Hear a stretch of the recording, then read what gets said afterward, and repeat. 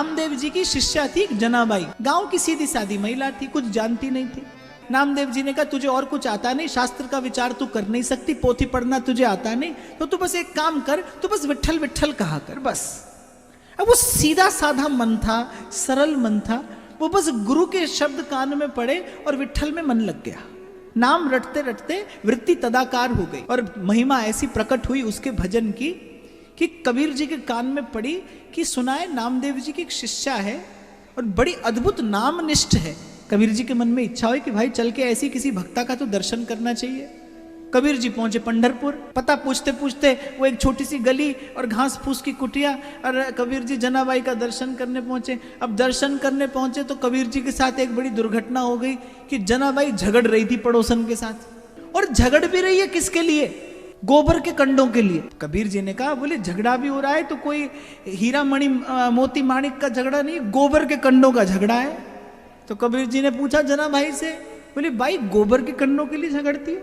जनाबाई ने कहा मेरे कंडे साधारण नहीं है। तो कबीर जी हंस दिए, बोले गोबर का ही तो होगा, अब गोबर के कंडे में क्या साधारण और क्या असाधारण? जनाबाई बोली कि मेरा कंडा साधारण नहीं है, कंडे के लिए नहीं झगड़ती, मेरा कंडा तो भजन करता है, मेरा कंडा तो विट्ठल बोलता है।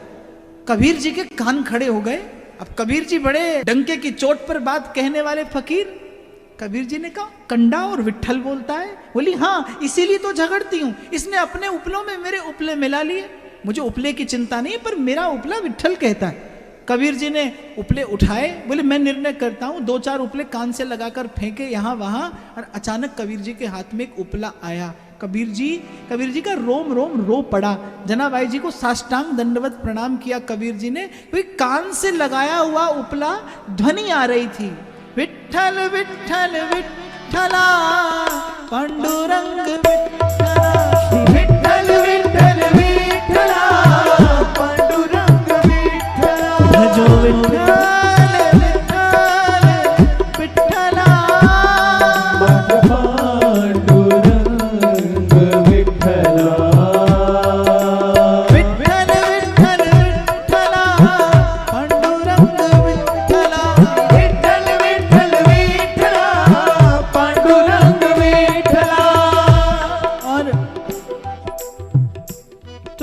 मेरे विचार में आई जब मैंने इस कथा का चिंतन किया।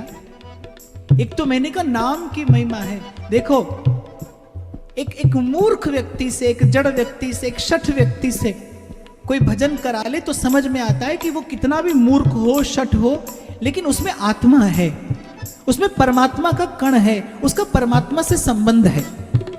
पर एक गोबर का कंडा, जड़ वस्तु, जिसमें कोई प्राण नहीं, जिसमें कोई स्पंदन नहीं, और उससे भी हरि नाम कोई कहलाए, भाई ये भगवान के सामर्थ्य की बात है।